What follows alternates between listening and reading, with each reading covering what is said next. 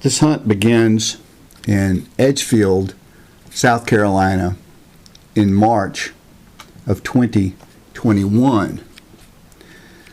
I came to Edgefield because it is the home of the headquarters of the National Wild Turkey Federation. This is 2021, again, in the heart of COVID lockdowns. So the National Wild Turkey Federation could not run their annual fundraising banquets in local communities, so they had an auction online that I was very much interested in. It included a turkey hunt, a video taking of the hunt, and a meeting with Mr. Mark Prudhomme, who is noted to be a perennial winner of the turkey calling contest at the National Wild Turkey Federation's annual meetings. So since I was going to go hunting with him, I was the winner of that online auction, I thought I would start in Edgefield, South Carolina at the headquarters of the National Wild Turkey Federation. So I had my portrait taken out in front. The office was closed because of COVID and I couldn't get in. But I was there to meet up with a couple of guys who we were going to hunt with. Those two guys were Brian Godfrey of the National Wild Turkey Federation and Connor Mobley, who was our videographer. We left to go to Georgia to the Hanging Rock Plantation. They were going to host the hunt that we were going to videotape. The videotape was going to be used to produce a TV show that would later show on one of the outdoor channels. And we were going to meet up with Mr. Mark Prudhomme at the Hanging Rock Plantation. This place is near Millen, Georgia. And they hosted the hunt. The Hanging Rock Plantation is a hunting site, hunting camp, but it's also an event center for weddings and parties, etc. And they were nice enough to host us.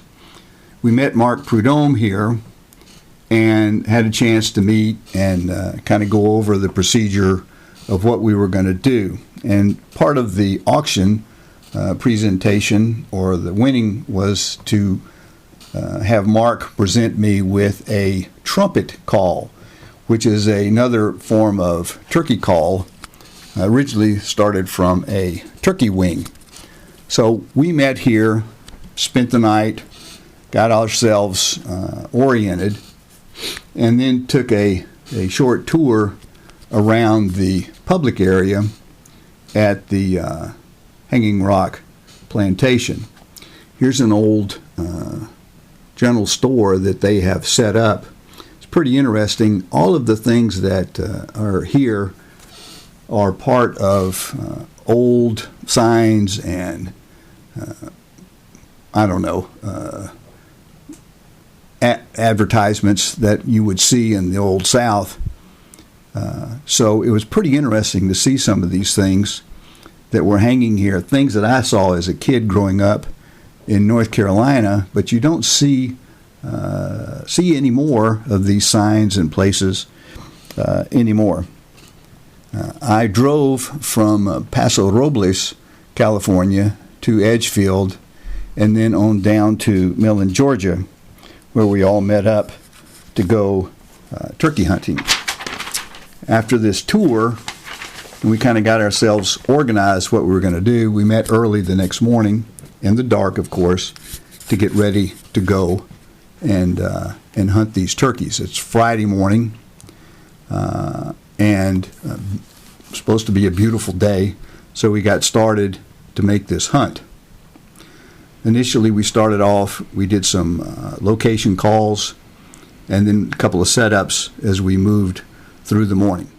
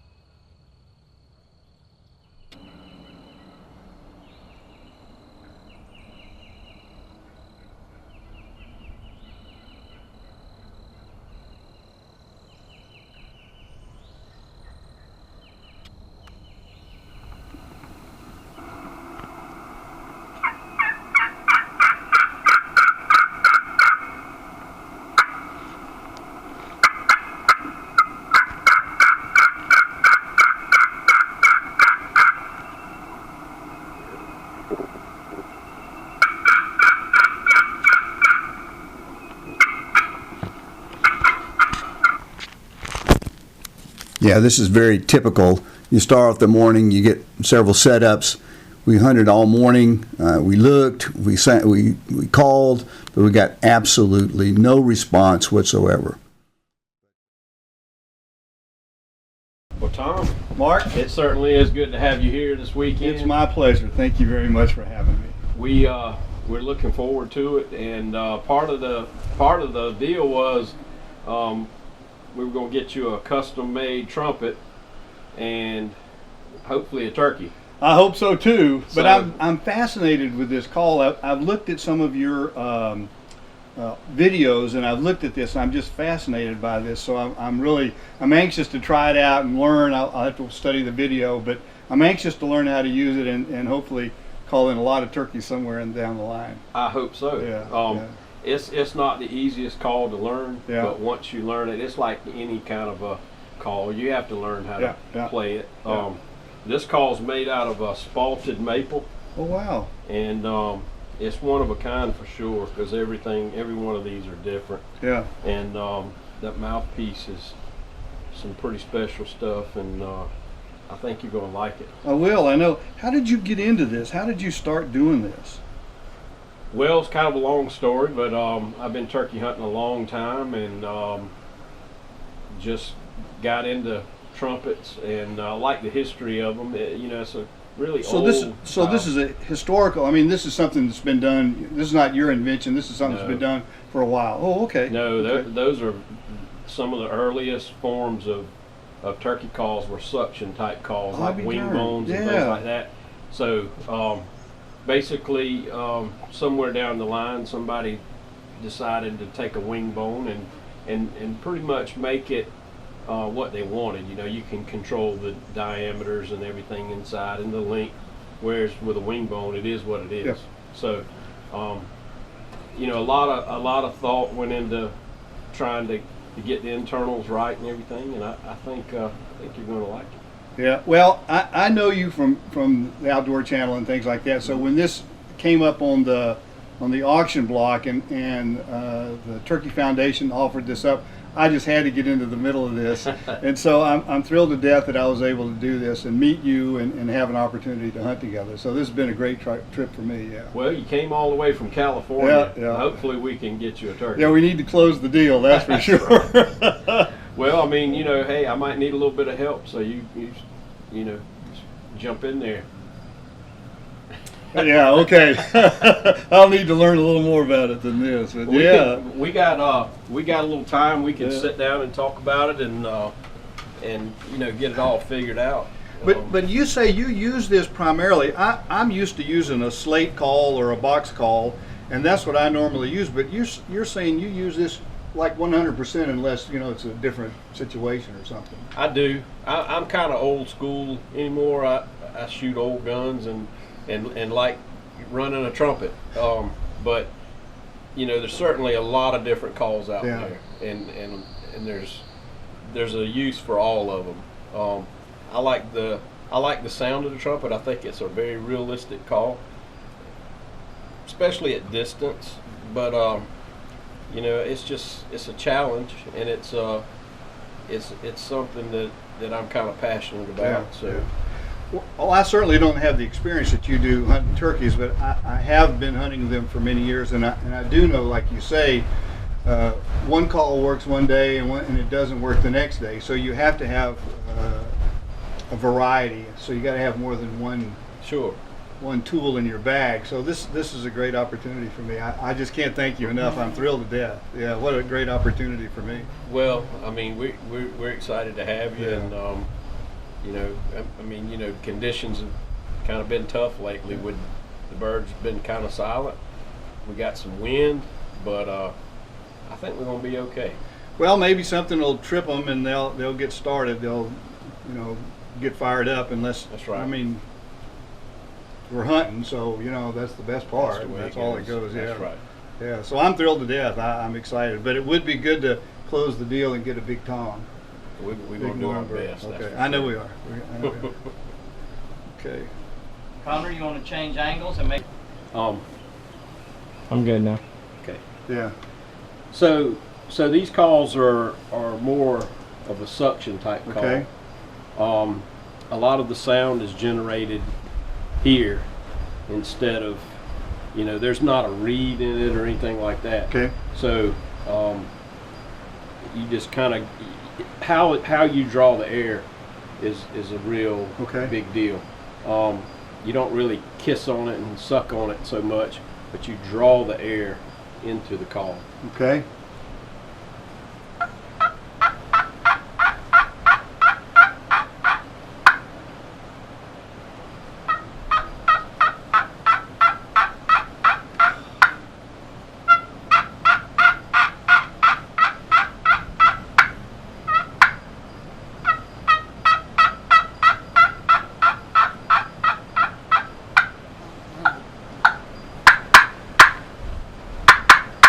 Well, yeah, you can get some volume with it. Okay. You can. Yeah. You can. Yeah. Well, I can see how valuable that is. Once they start coming in, you get them in close, and you don't need a big noise, but you need something steady while you get your weapon Sure. ready. It's Yeah. a little bit of a challenge actually finishing a turkey with a trumpet. It can be done because you got, I don't wear gloves Yeah. because it changes the sound. If Okay. you put gloves on, it kind of muffles it and changes it. It actually kind of works off of your hands, the way the sound bounces off, and you can change it.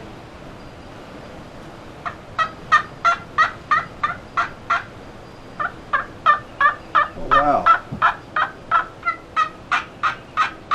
So your hands play a part in Okay. it. Okay. So gloves kind of makes it tough, and you can get a turkey in there kind of close, and you're moving your hands, and you're not wearing gloves, and plus you got to get, I always put my lanyard on kind of tight, and I get my call up. I usually hold my gun with my left hand, and I keep my call usually kind of up under the stock like this.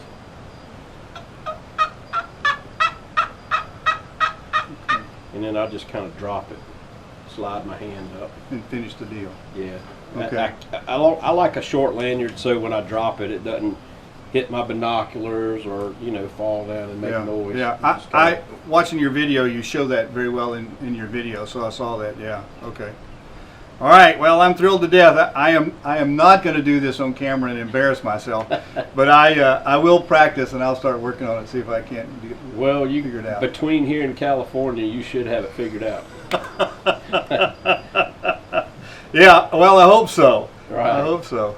I don't know if I can drive and do this at the same time. But You can. Yeah. You can. I promise I'll Left do it all hand. the time. That's right. All right. Well, again, I'm thrilled to death. I can't thank you enough. This is Well, thank this you. is I mean, a great opportunity. for me.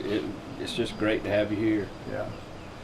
Yeah. When you hunt in California, we don't have this heavy wooded area. Ours is more open and the concealment is different. So I'm not used to this heavy woods, but this has been fascinating so far. We just need to close the deal here. We're gonna do our best. That's for I sure. know. I said I wouldn't try this on camera, but I ended up trying it on camera and giving it a go. This was our lunch break, and we're sitting on the porch here, getting ready to go back out in the afternoon. So I'm going to give it a go on the video here.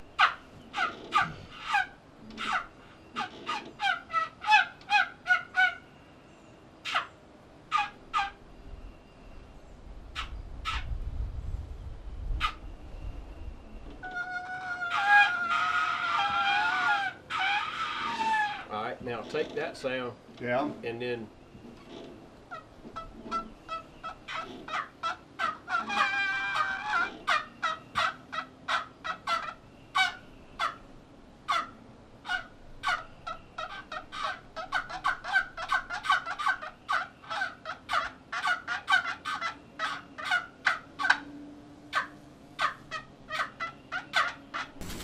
So we went back out in the afternoon, and we saw these three birds that were moving across the field. None of them ever responded to us. We couldn't get any birds, but we were watching these birds, and we knew where they were going to go to roost, so that the next morning we would be in the right position to to set up and go get them. But this whole day, we got absolutely no response. Kind of disappointing. But we're all set for Saturday morning. I think we need to go right over there somewhere. Get between them and that. They're still pretty deep in there.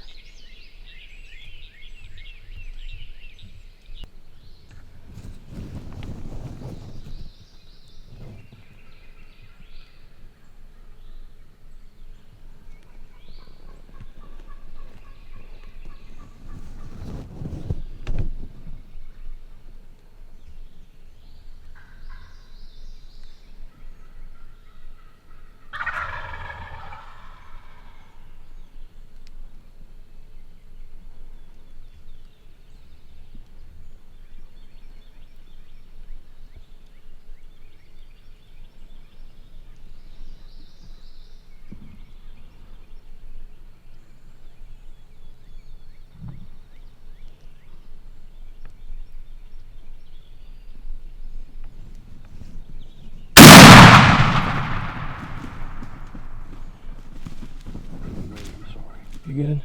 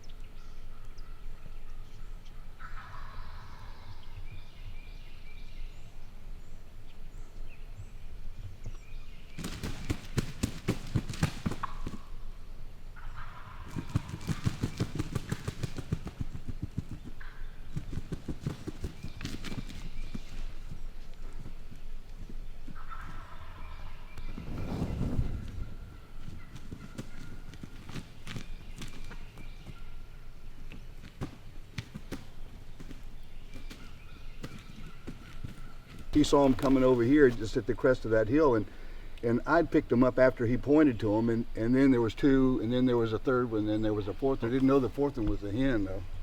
I just want to say, if it wasn't for my trumpet skills, probably nothing. Yeah, there you go. Shoot. My Those leg's dead. I can't. Those move. birds were coming, Yeah. but they didn't gobble until they got close. Yeah. I'm like to the left, and by the time I seen like fans behind. Yeah, me. yeah.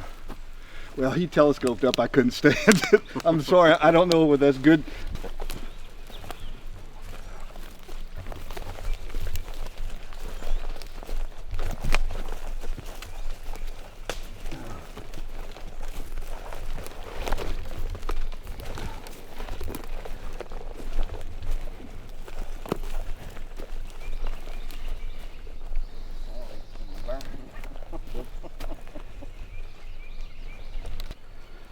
Hot dog.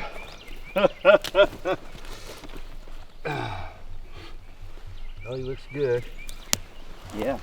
He's a nice bird.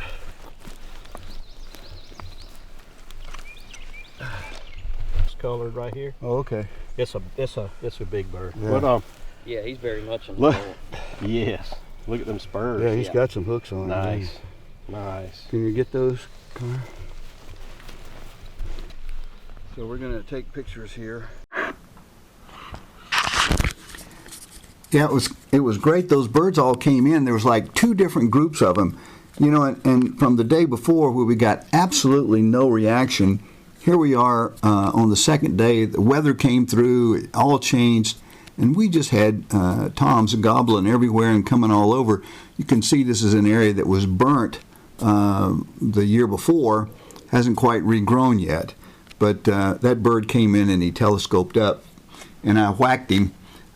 Probably should have allowed the videographer to get some more video in of the birds, but I couldn't stand it.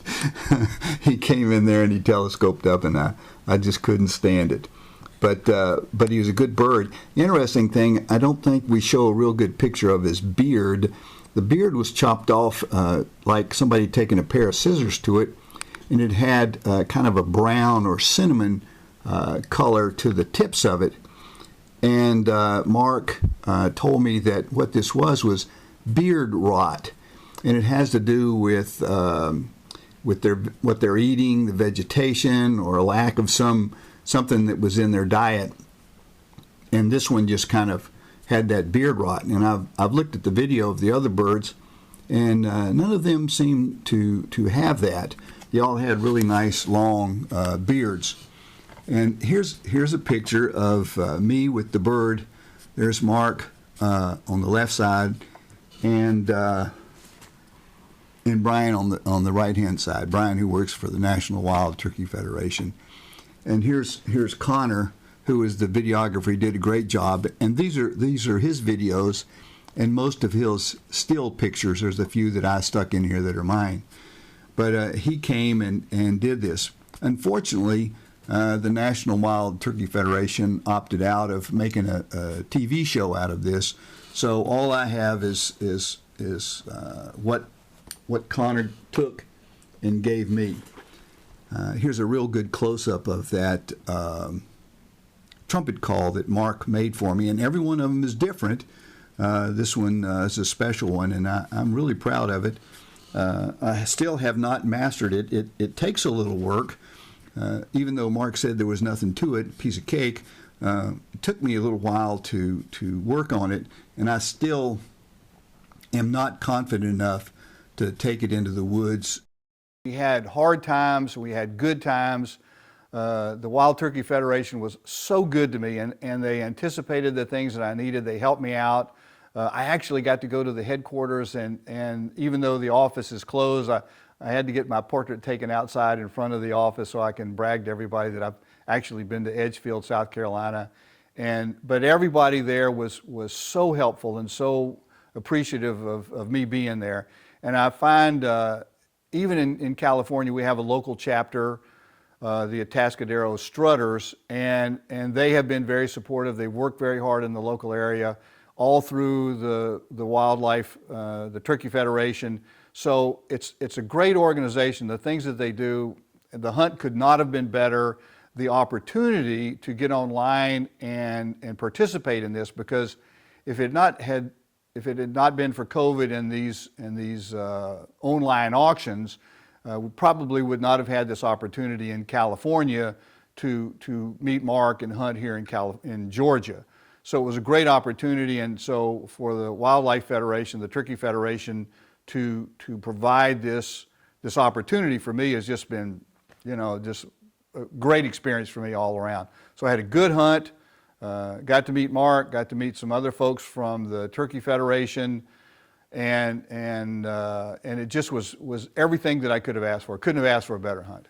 Charlotte, North Carolina. Enlisted in the Marine Corps in the late 70s, or I'm sorry, the late 60s, early 70s, and served in the Marine Corps. And when I was a kid growing up, my father was a quail hunter, and all I ever did was go bird hunting. Never hunted anything else but birds, no deer, no big game at all. And when I was stationed in California in the Marine Corps, I had a friend of mine take me mule deer hunting in Eastern Oregon. Had a great time, killed some nice mule deer, and then I kind of got the bug. So as that happened, as I progressed and got older and could afford some of these hunts, I went on a couple more deer hunts. And then I decided there was a couple of animals around the world that I would like to hunt. So I've had the opportunity to go to Russia and bear hunt. I've had the opportunity to go to Greenland and hunt a muskox and a reindeer. Always wanted to go to New Zealand and was successful there in a red stag and a fallow buck. And then as a bird hunter, the ultimate, you have to go to Argentina and hunt those doves. So we went to Argentina with a friend of mine, and we hunted doves for 3 or 4 days, and that was quite the trip. And so I've joined membership on the Rocky Mountain Elk Foundation, Ducks Unlimited, but the Wild Turkey Federation has always been one of my favorites. I got into turkey hunting about 15 or 16 years ago in Kansas and really enjoyed it. It was a lot of fun, something about the challenge of calling a bird in and being successful rather than just, tromping around and putting a sneak on something. If you can call that animal to you, then it's really amazing. So this past year, with the COVID-19 thing, all of the local chapter meetings went by the wayside, so there were no more chapter meetings. So when I was looking at one of these online auctions with the Wild Turkey Federation, I saw an opportunity. Mark Prudhomme, who I know from watching his videos and trying to learn as much as I can about turkey hunting, he had a call that he makes, the trumpet call, and I was just fascinated by it. And so the Turkey Federation offered up one of their raffle prizes or lottery prizes, an opportunity to come to Georgia and hunt with Mark and get one of his calls and begin the process of learning how to do it. So I just couldn't pass it up. It was one of those opportunities that come along once in your lifetime. And one of the things that I was going to do, we set this hunt up in at this time of year in late March of 2021. And I'd already set up a hunt to go to New Mexico and hunt an aoudad.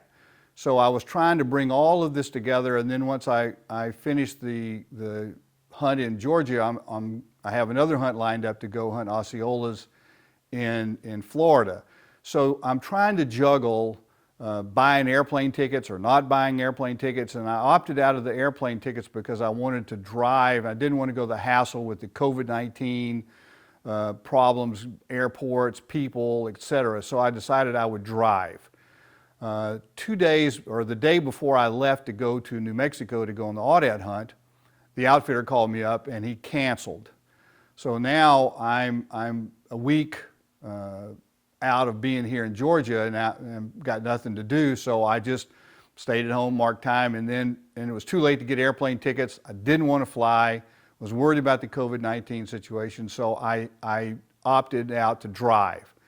And so when you start to drive literally across the country, where I live in California, I'm only about 30 miles from the ocean.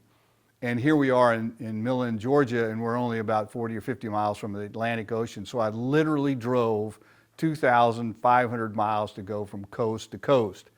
And you pick a spot to stay as you move along the way. And for me, I drive as far as I want to go. And then when I'm tired, I said, that's it. I've run out of steam. I'm staying here tonight, wherever that may be. So the planning is do you have enough resources to get across country and be able to hunt once you get there, all the requirements for gun, hunting clothes, etc. All of that had to be planned and packed carefully so I could get here for that. The thing that I wanted most of all from the hunt was the trumpet call, and then I wanted to be able to pick Mark's brain because I know him as a real professional turkey hunter. I mean, he knows things that I don't know. Everything that I know about turkey hunting, I've kind of learned on my own the hard way. You try this, it doesn't work, and you try something else and it works, so you kind of reinforce that knowledge base. But there are a lot of things that I just think I could learn from somebody like Mark, who could kind of give me some pointers on where to set up, how to set up, what to expect from the birds, how to call, when to call, how much to call, how little to call, how loud, all of those things. So I have been able to talk to Mark and being able to get all of that information. And of course, we've hunted for several days now. The first day of the hunt was very poor, no response from the birds. Today, the birds responded and we were successful. And all of the things that I'd hoped to learn from talking to Mark and hunting in the field with him, I've had that opportunity to learn those things. Very fortunate, I've hunted across the country. I've hunted in Kansas and South Dakota, and I've hunted in California. And so I've had an opportunity to hunt birds in several places, but it was just, hit or miss. I knew that I was weak on some things, weak on calling.